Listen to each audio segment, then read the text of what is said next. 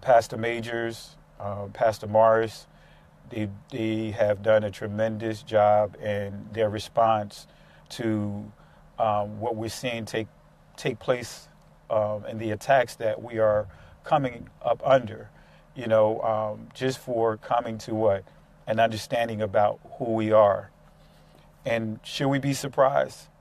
Not at all. But I believe that there's a lessons learned through this whole ordeal. And for some of you guys that may not be familiar with James White, again, he's a theologian. He's a Bible scholar. He's very astute when it comes to the manuscripts. He can break down the different Bible translations. He can really break down the time, the periods, and he's very astute when it comes to understanding history of the text. He's very astute, and he kind of piggybacks sometimes. When I first saw him, it was introduced to James White, so to speak. He came on my radar was his interaction with a pastor by the name of Pastor Anderson. I believe Pastor Anderson is located out in Arizona, and Pastor Anderson, like James White, they go hard on the Jehovah Witnesses. They go hard on the Muslims. They actually go hard. That's how I got introduced to James Anderson, Pastor James Anderson, because he was making comments about the Hebrews, right? About us, the Hebrew Israelite movement, so to speak, is what they're calling it. And now, one thing that's a little different from Pastor Anderson versus Pastor White is Pastor Anderson is he's calling out the Jewish community as we know it. And if you have a chance to go peep out his videos, you'll see he's talking about the Shekinah. He really exposes that Shekinah doctrine, all right? But, of course, with anything, they stop at a certain point. They stop at a certain point. But let's talk about a couple of things here. And one of the things I wanted to piggyback on is Pastor Morris. I tell you, he did a great job. We're breaking some of these things down, some of the comparisons of our Hebrew Israelite community, even though we got some extreme brothers and sisters that's among our group. But if we compare the extremity to the extreme, the extremists of an entire group of people that completely did some extreme things, if we went right down the list of all the things that our ancestors were subjected to, and this is not even dealing with what we're dealing with right now, but if we went right down the list towards everything that our ancestors were subjected to, guess what? You'll see that it's an insult when we have our brothers and sisters, or calling ourselves, I'll say ourselves because I am a Hebrew Israelite and I'm proud of it. And it's not a nationality. I mean, it's not a movement in terms of what they are labeling it. It's a nationality. I am a Hebrew Israelite and can stand firm with it. And enough said about that. But it's not a movement in terms of what they're making it out to be. It's not an extreme group as they're making it out to be. It's not a religion as they're trying to make it out to be. This is what? A heritage. Our heritage. All right? Now, not everyone is a Hebrew Israelite. It's a blood descendant by way of what? Jacob, connecting all the way to Abraham. We are what? Hebrew Israelites. And many of us are what? That are descendants from slaves. Guess what? We are what? We are Hebrew Israelites. So I want to make that clear about that this is not something that's based upon a movement in terms of a religious movement, a religious cult. But we cannot compare. And as James White did, he compared us, right? Because we all lumped into one pool as being what? Extremes, racist, a whole list of things. Now, if we start off by understanding the institution of race, who put it together? Who put that institution of racism together? To where as though now we have this superiority, the superior, how can I put it? A system that's based upon those who are superior, all right, and those who are inferior, right? And every system that's in this country has been built off of the institution of racism, but nevertheless, we are called identity, what they call us black identity extremists. I just need to know this. How many people have, even some of our extreme brothers and sisters, how that you know, they're cursing people out, but guess what? They still my brothers. I'm not going to leave them out there. You know, I'm kind of like old school. Guess what? Me and my brothers may have some internal fighting, but guess what? No stranger's going to come into our house and call themselves putting their hands on our brothers, right? Just like, guess what? Even though I may not agree with some of the things that are some of the things that our brothers and sisters are indulging in, whether it's from the Egyptology, whether it's Islam, whether it's matter of fact protecting the religions of our oppressors. Guess what? I'm not going to personally attack you. I'm not coming at you. And that's the difference between the group of pastors that I'm connected with. When we address issues, we address strongholds. And if we have a disagreement, we're dealing with doctrine, but we're not making it personal. See, James White, when you look at what he had done, matter of fact, it's not just him, but it's this theme that is what being pushed, this narrative that is being pushed by what? Calling us what? Black identity extremists. It's a narrative to what? Further do what? Suppress us. When you understand we are on the what? The federal list. Most wanted list now. That term black identity extremist is so bland that anyone that's dealing with identity, and you don't have to be calling yourself an Israelite, you can say that you are what? Egyptian. You could say that you are what? Any one of those, one of the tribes, any one of the countries that's what? In Africa or Akibulan, you can be put on what? The black identity extreme list. And what that does is it gives what? The federal government a blank check to come into your household, kick in your door, and do whatever they want with no strings attached. But the black identity extremists have just been what? Isolated and been what? Attached to what? Those that are what? Professing and coming to what? This great awakening, understanding who we are. Now, I just need some questions answered, Mr. James White.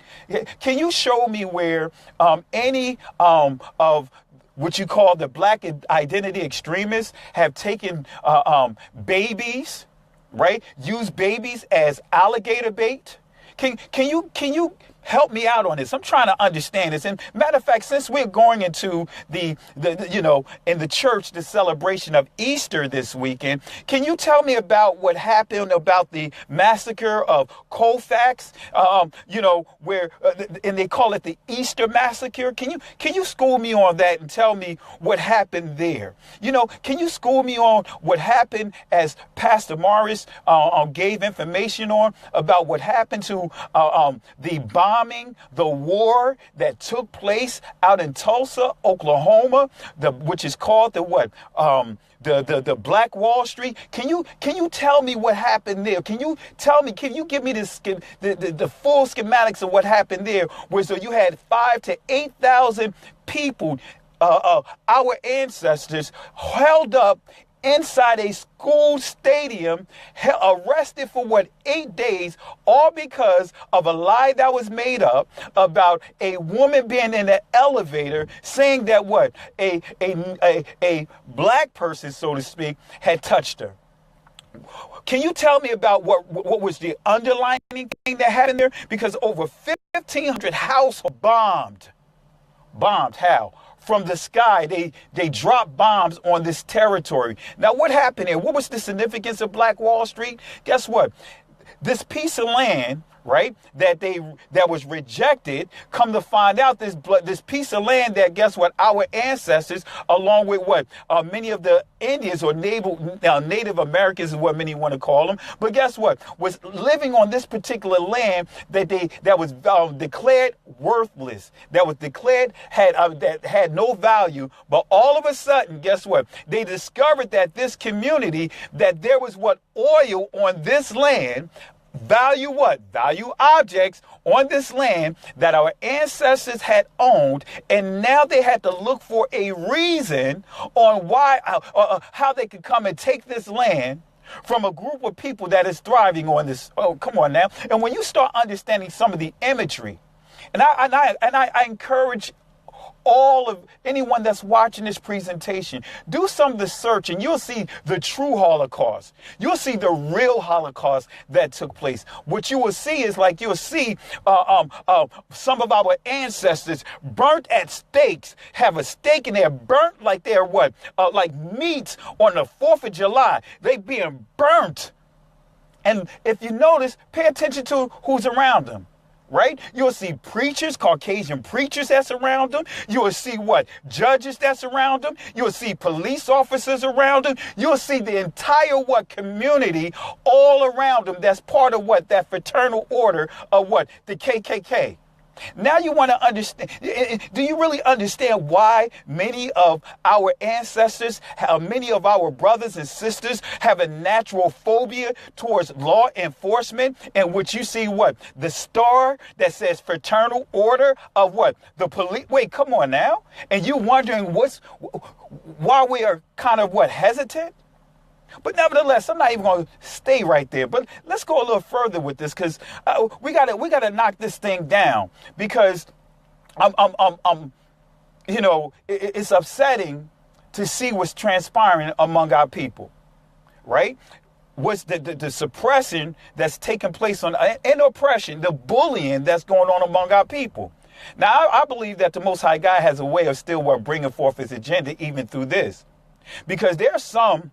And I'm not going to name any names, but there are some brothers and sisters that are indoctrinated by theology, that's pushing Calvinism, that's pushing all these systems that did not have us included in terms of the Reformation movement, that they were protesting against the Roman Catholic Church. They did not have us included in that protest. They were what? That was part of what we were still enslaved. They didn't protest. They didn't go against the Roman Catholic Church because of us. It was all about what doctrine, structure. But I want to highlight that real quick. These brothers, we got a lot of our own people that's pushing theology and now taking on the spirit of the oppressors and carrying out actions that happened that our ancestors was forced into doing back in the slavery times, back in the times when our ancestors were actually being physically oppressed. Do you know that some of the things that the slave master would do to our ancestors, he would have the male carry out his punishment. He'll have the male carry out his punishment. Some of the things that they were doing to our ancestors, but yet and still, you're going to compare even some of the so-called extremities of what you want to quote as being extreme by brothers and sisters on the street corners, let's just say doing evangelism, cursing people out. Yeah, that's I don't condone it, cursing people out. Some are not properly teaching the text. But how can you compare that to a whole group of people, not just a group of people, a whole a confederate, a whole country, countries, multiple nations that came together, took a piece of land that never belonged to them, kidnapped, not just kidnapped in one instance, continuously kidnapped, raped, abused. Oh man, I could go right down the list with this thing. How can you make the comparison? Show me one Hebrew Israelite that have kidnapped, that have raped, that have done all these things that were subjected to us. Show me any time in history in this country where the oppressor, the slave, the children of the slave owners, including the slave owners, had to fear for their lives.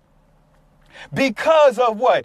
Fearful that, hey, you know what, there's an incident. Hey, are they going to go into this? Are they going to, who are they going to lynch tonight? If you read the stories, man, you have people fearful whenever an incident occurred because of what? Being lynched. Can you go to those pictures and pull up some of those pictures just when during the same time that the Jewish community as we know them was crying out for help, right? Crying out for help. And here's the kicker. They've been doing that since what? 1913, when they made their first cry for help, saying 6 million Jews are is in a state of destitute, need help to them. During this time that they were saying 6 million Jews, and the numbers continuously shrink. Now it's not even 6 million Jews. If you look at the memorials of Auschwitz, you'll see it. But what about the tens of millions that died, that didn't even make it past the first leg of the triangular slave trade? Let's highlight a couple of things, because one of the things that Pastor Morris touched on, and I taught on this, is how Pastor White and many of these guys want to throw out the term or throw this out there about how the Irish was enslaved. Let me give you some facts on this, because we're going to dispel a couple of things here. Let me give you some facts on the Irish being enslaved, trying to make the comparison between our ancestors versus the Irish. Right? Let's do a little comparison real quick here. If y'all got a minute here, let's do a couple of little comparisons. This is what I taught back in December in our congregation, in our assembly. Let's deal with this right now, real quick. Let's first deal with the word indentured servants. Indentured servants, according to Merriam-Webster Dictionary, is a person who signs and is bound by indentures to work for another for a specified time, especially in return for payment. Wait a minute. Can somebody tell me what documents that our ancestors signed that forced us to come into this country? Can you tell me what documents that our mothers, that was our fathers, can you tell me what documents, what agreements that they signed voluntarily coming here for a specified time, saying that they will work so that they can get access to this country? Can somebody help me out here? Can somebody help me out here? I need help on this right here. That's what an indentured servant is. That's the meaning of what it means as far as indentured servants. But let me highlight another thing here, right? This is coming from the New York Times, because we don't own any of this media. All the media is owned by who? Not by us. Let's deal with the New York Times. This is a article debunking a myth the Irish were not slaves too. Debunking a myth. The Irish were not slaves too. Oh, wait a minute. Let's break this down. Because, you'll see images about with the memes about, hey, we got over slavery. Why can't you? We got over it, but why can't you? Y'all know what I'm talking about. But in this article, this is what it highlights. I'm going to read what the article says. It says it has shown up in Irish trivia, Facebook pages, and specific American magazines, and on white nationalist message boards, the little known story of the Irish slaves who built America. And it goes on to say, who are sometimes said to have outnumbered and been treated worse from the slaves from Africa. And guess what it says? It says what? But it's not true. This is coming from the New York Times. We don't own it. They said, but it's not true. They said, hey, wait a minute, it's not true. All the stuff you're hearing about what people are pushing out there, it said it's not true about the Irish. It goes on to say this. Historians say the idea of Irish slaves is based on a misreading of history and that the distortion is often politically motivated.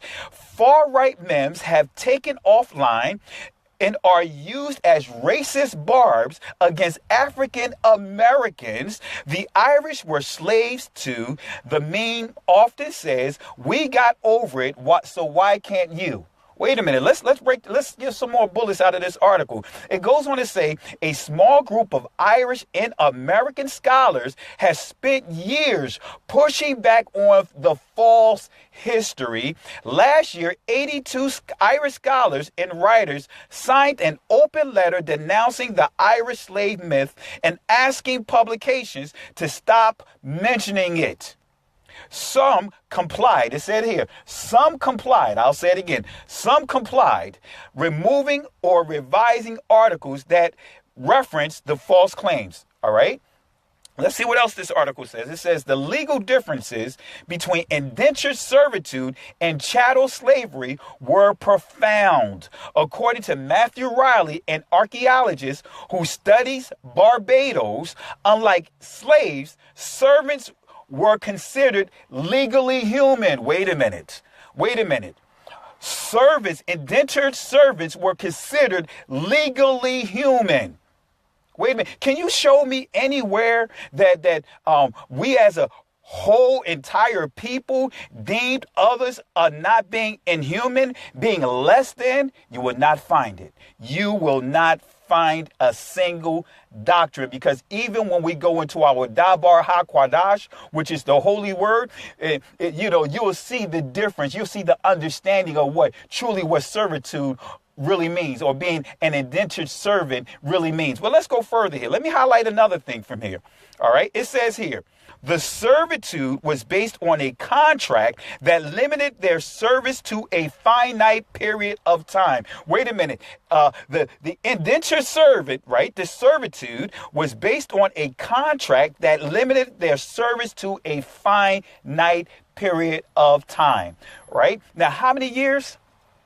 How many centuries were our ancestors enslaved? Even after, guess what? The British stopped slavery there. Guess what? We were still being kidnapped illegally. We were still being taken illegally and brought to this country. See, that's when you start understanding why they had put that Freetown in Sierra Leone, why they had that territory put together. It was so that what many of our ancestors could be rehabilitated, but in our own country without having to deal with the things that was taking place around us, the suppressions of the systems that keep us from gaining, keeping us from functioning, keeping us from building and getting past some of the things that we were subjected to. Anyway, let's deal with this some more. Let's deal with this article a little bit more. All right. It says usually about 7 years. Indentured servitude, usually about 7 years, in exchange for passage to the colonies. They did not pass their unfree status on to their descendants. Wait a minute. It said, wait a minute. The period is for 7 years. Right? In exchange for passage to the colonies. In other words, many of them wanted to have a change of their life. So what they would do is they enter into an agreement that if the United States, the colonies, right, paid their way to come to the country, what they would do is they would work off the expenses. That's what it's saying here. But here it is. Here's another difference. It says they did not pass their unfree status on to their descendants. Isn't that completely different from the Lakota Nor? And if we start going even deeper than that, when we start understanding the Asiento, the contract of all these Confederate, the Confederate, all these nations that was operating under the Roman Catholic Church, and which you had the reformers separated from, but still continue to push their agendas. Oh, wait a minute. It says here, their descendants did not have to deal with that. Their descendants were free. One last thing out of this article. It says slavery from ancient Rome to modern day human trafficking, but in colonial America and the Caribbean, the word slavery had a specific legal meaning. I'll say it again. It says here, in colonial America and the Caribbean, the word slavery had a specific legal meaning. Europeans, by definition, were not included in it. Wait a minute. I'll read it again. It said, but in colonial America and the Caribbean, the word slavery had a specific legal meaning. Europeans, by definition, were not included in it. Europeans, by definition, were not included what? In it. An indenture implies two people have entered into what? A contract with each other, but slavery is not a contract. Wait a minute. We could drop the mic right there. We could drop the mic right there. We could drop the mic right there. We could drop the mic right there. But then when you start understanding the cruelty, so I just wanted to debunk that thing about the Irish slaves that many want to push. But let's talk about some of the things that our ancestors had to endure. And I'm going to say this to you guys. If you haven't, purchased some of the testimonies, the actual testimonies of some of our ancestors and what they had to endure. You know, some of the things that they had to endure from who? Who was doing this to them? It was what? These extreme systems, the KKK and all these, the system is beyond the KKK. We could go beyond the KKK. The KKK is what? Just pretty much a branch within this entire extreme system. So how can you label a group of people being extreme for what? Coming to understand who they are, where you have an entire what system that was built off of what? Extreme actions. Oh, wait a minute. See, I don't even like the term racist. Why? Because I don't subscribe to the system. See, that's what they're scared of. They're scared that if each one of us no longer subscribe to the system of race, now we got a problem. So now they got to change the census up. Why? Because now we're starting to understand who we are, and that many of us are no longer marking on the census or marking on your application. You're no longer marking black or white. Now you're doing like I do. I put Israel down on it. I put Israel on my applications. I put Israel on. Now they have to what? Now try to find a new way of how to do what? Compartmentalize us. Because now, according to them, we're falling off of what? The grid. Because now they can't accurately pinpoint our numbers. Right? That is a fact. That is a fact. But let me read something to you. See, let me give you a little scripture as well, because you know, like I like to give scripture. Let's see what the scripture says about slavery, servitude. It says here, right? Exodus 21:26. It's not slavery, but it's what? Indentured servitude is what you're seeing here. Let me read it right here. It says, if a man smite the eyes of his servant or the eyes of his maid, that it perish, he shall let him go free for his eyes' sake. It goes on to say this, right? And if he smite out his manservant's tooth, or his maidservant's tooth, he shall let him go free for his tooth's sake. Wait a minute. In the scriptures, Exodus 21, verse 26 and 27, there are laws right here saying that what? If you had an indentured servant, you couldn't put your hands on them. If you knocked out their eye, guess what? They were freed. If you knocked out their tooth, if you touched them, if you any type of damage to them, harm to them, they were freed. Wait a minute. That nullified the contract. But does that sound like what happened to us? Let's see what happened. Let me give you a testimony of Adabag Kugona, right? Let me give you one of his testimonies here, and we'll wrap this up here, and then I'm gonna pull this all in. All right. He says, for eating a piece of sugar cane, some were cruelly lashed or struck over the face to knock their teeth out. Wait a minute. Their teeth got knocked out for eating a piece of sugar. For eating a piece of sugar, their teeth got knocked out. And guess what? Were they freed? Not at all. Not at all. Teeth knocked out. It says some told me they had their teeth pulled out to deter others and to prevent them from eating any cane in the future. You remember the Birth of a Nation? Remember when you saw the scene where the slaves were getting their teeth knocked out, chiseled out, just so that way they could force feed that older slave that said, hey, you know what? I am not going to eat this. I'm standing against this, but they knocked the teeth out of him. Guess what? According to scripture, indentured servitude, they would have been freed. We didn't have privileges. We didn't have privileges in this, and still today we have some privileges, right? But I'm here to tell you guys, progression is not freedom. We made progressions, but we're not free. All right. So let's see what else happened here. Let's get another thing here about some of the things that happened to our ancestors, that by some of these extreme oppressors. Let's see what else happened here. Let's see what else happened here. Let me read you another testimony, and then I'm going to wrap this up and close out with my final thoughts here. All right? Because let's deal with Christmas, right? Let's deal with New Year's. Let me give you a testimony, because I shared this with our congregation, right? See, this is what happened to our Hebrew brothers and sisters here. Let me tell you what happened. It was more than just emancipation or proclamation in terms of how the slaves would, some of the, so you guys heard the stories of how many of the slaves, because of they call it watch night, because they, Abraham Lincoln freed the slaves. No, it's a lot deeper than that. Let me give you some confirmation to that. Let me highlight a couple of these stories real quick from some of the extreme groups, the extremities, not just of a KKK group, but the extremities of what an entire people did to what? A group of people that we went against the Most High God, but guess what? You went and kidnapped somebody that didn't belong to you.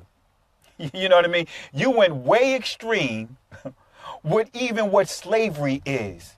Up into the transatlantic slave trade, slavery wasn't based upon skin complexion.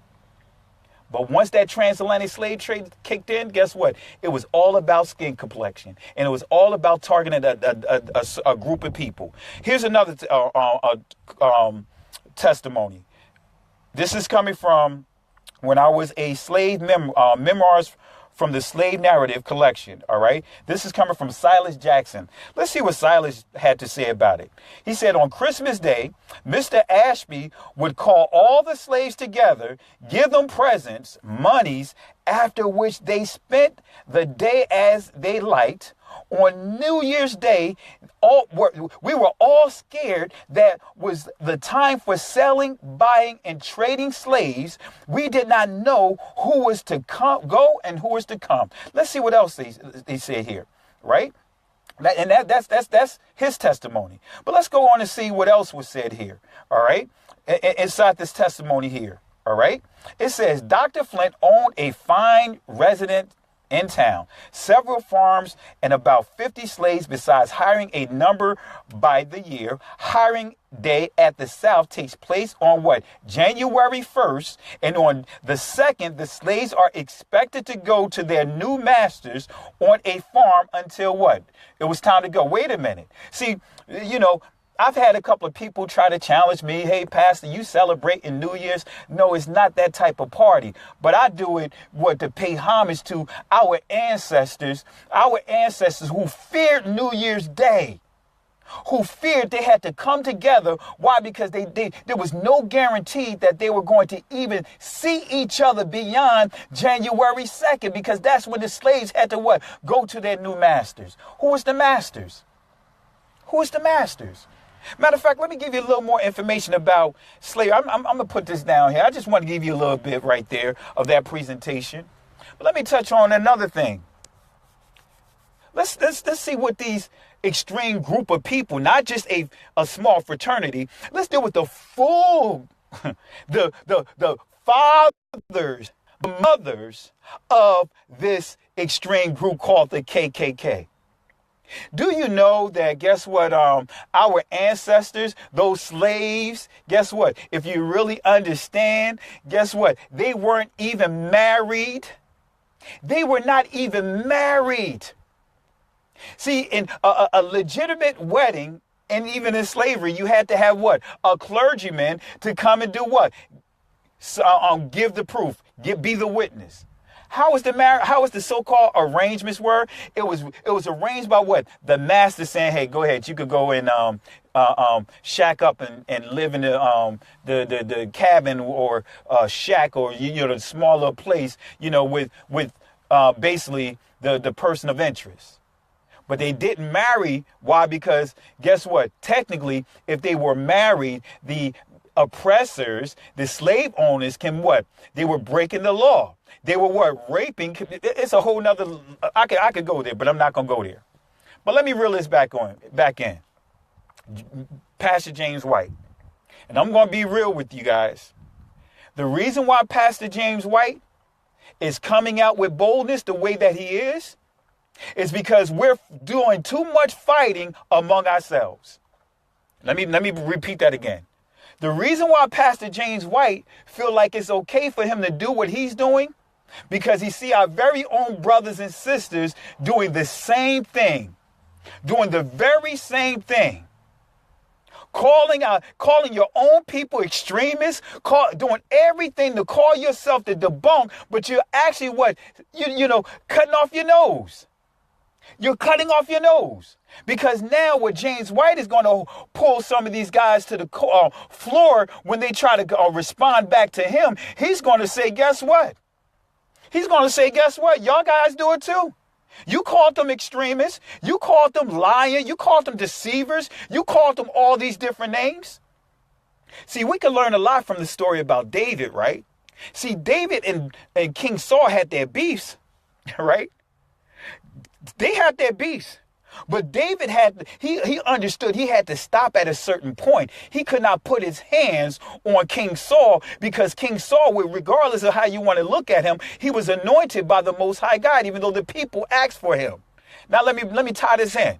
Remember that one guy, that one soldier, because King Saul committed suicide. But remember that one soldier that came back to tell David what happened? And he said, hey, you know what? He lied and said that he slayed King Saul. What happened? David said, hey, you know what? You put your hands on King Saul. And guess what? The law says, guess what? If you touch him, then you have to die. What happened to that person? He was slayed right on the spot. I'm saying all of that to say, if we're not careful, our infighting can give what opportunity and opening for others to come in and exploit, like this guy did, trying to make a gain off of the beef between King Saul and King David. He tried to make a gain off of that by saying he slayed King Saul, and what happened to him? David said, "No, brother. No, you weren't supposed to do that." Now, I have my disagreements. Yes, Saul tried to kill me, but I disagree with what he's done. But guess what? You put your hands on him. Now you're going to die. See, guess what, guys? We lost that message right there. Why? Because we got so many doing the very thing that James White is doing. I expect that from James White. I expect it. I really do. So hopefully this is a message for us as a community, that regardless of what we're going through, we still have to make sure that whether we have agreements or disagreements, we can't take it over the top like that. If you have an issue, well, why not come to us and we have internal discussions?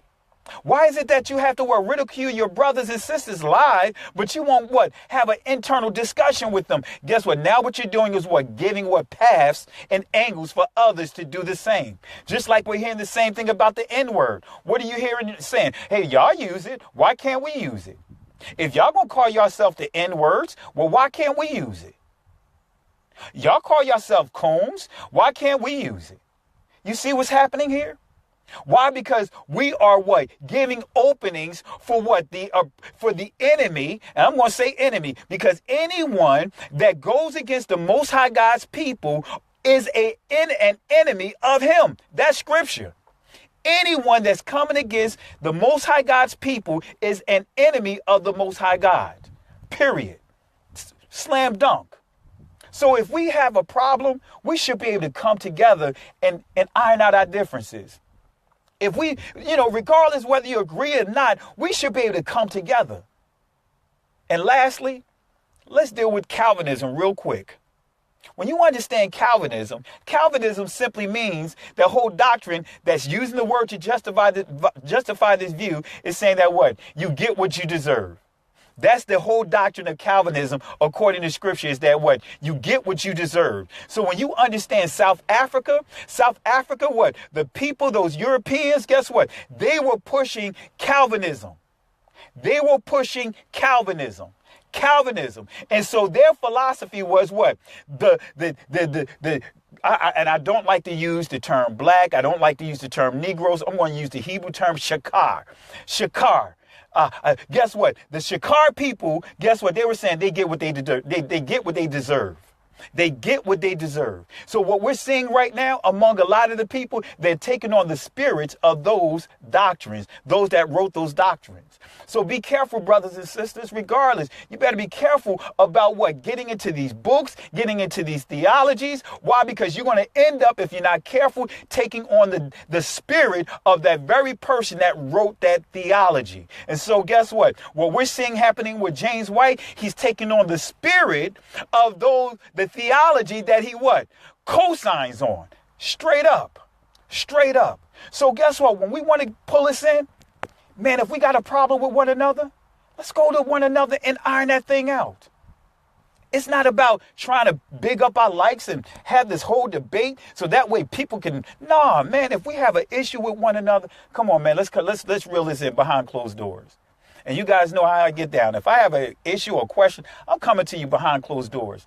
Do I want an apology from James White? Absolutely not. Because he can say all he wants, he apologized. But guess what? Repentance is actions. It's a lifestyle. You know how the old school say, hey, when you get that beating, some of us have done that before. Oh, I won't do it anymore. My grandmother would pop me again and say, oh, you was thinking about doing it? No, she didn't want to hear you say you're not going to do it anymore. She wanted to see your actions play out saying that what? That you learned your lesson and that you won't do it anymore. Because James White has done this a number of times, and other people has done this the same pattern. And what they're doing is, guess what, guys? They're pimping our people. Why? Because he's purposely putting this extreme stuff up there. So what? We can subscribe to him. We could go watch his videos, and what? His videos constantly progressing. But then when you have brothers out here like Ron Shields, you have Pastor Morris, you have Pastor Majors, you have Pastor Kevin, you have all of these people that's teaching this truth that really have a genuine desire for the people to come together. Where are we? Well, how many of us was there when Brother Ron was up there at the UN? How many showed up? But yet we could debate each other. We can have hundreds of people clicking in. But where was he? Where was they? Where was everyone up there to support him? Let's be real. So James White is a product of what? Us giving room to him. Don't even go to his video. Don't even subscribe to him. Leave him alone, and let's start dealing with what we need to deal with. And what we need to deal with is what? We need to first fortify the city. And that's what Hasatan, that's what this enemy is scared of, because now we're fortifying the city. When you fortify the city, guess what? Then you can kick out the strangers. Once you fortify the city, then we can deal with what? The internal issues. But first, we got to get all the strangers out. We got to get all the lies out. We got to sift through all of that. Now we got this wall up. Now we can deal with the internal issues. Now I can deal with we can deal with belief systems internally. That's the system that Nehemiah used to basically bring hope back to the people. You didn't hear him in the first prior to that trying to say, hey, what do you believe? Are you excuse me, guys, that's my phone. Y'all hear solo there, that's my ringer. But nevertheless, you didn't see Nehemiah saying, hey, are you a Muslim? Are you Kemet? Are you any of these? You don't see that there. The first thing he did was what? He first solidified the wall. Once the wall went up, then they were able to what? Address internal issues. But guess what? It was what? Excluding what? The oppressors. It was excluding the what? Oppressors. I'll say it again. It was excluding the oppressors. Oh man, anyway, let me stop right there. I could go on and on. I could go on and on. I could go on and on. So I'm going to say this again, guys. You know, let's stop giving room to these James Whites. Let's stop giving room to these people, man. Because guess what? James White get quiet, there's going to be another one pop up. James White get quiet, another one going to pop up. Because guess what? Everyone has a template. They want to follow the same pattern of what? Drawing attention to themselves so they can big up their platform. No, let's start pushing the platforms of the brothers that we know out here that has a genuine desire for what? The edification of our people. So guess what? I'm not caught up in whatever you believe in. If you come into the table and say, hey, let's first address this issue right here, I'm with you. I don't care what you believe in. I don't care what you believe in. Let's get to the table first. Then once we deal with that, then we can have conversations. Then we can have discussions about the different belief system. But first we got to get to the table, people. And I hope James White, I hope and pray that this situation, this incident is going to make us come to the table. So I want to give shout outs to the brothers that put that video together that stood up to James White. I want to really give them props on that, because that's not an easy thing to do. They stood up, even though they may have disagreements with the Hebrew Israelites, but they stood up. They said, no, James, no, Mr. White, this is not happening. No, Dr. White, this is not happening. Now you're going beyond. Now you just crossed the line. They stood up. Let's see what happens to the rest of these theologians. Let's see if they're going to do the same thing. Let's see if they're going to take a stand and say, hey, you know what, Pastor Morris, let me go ahead and contact you guys, man. We need to come together and have a balanced conversation. Let's start with, coming to an agreement that we need to solidify the wall. We need to build this wall up. Let's see if we're going to do that. Let's see if any of these guys are going to do like Nicodemus did when he went to Christ one-on-one. Let's see if that happens. So with that being said,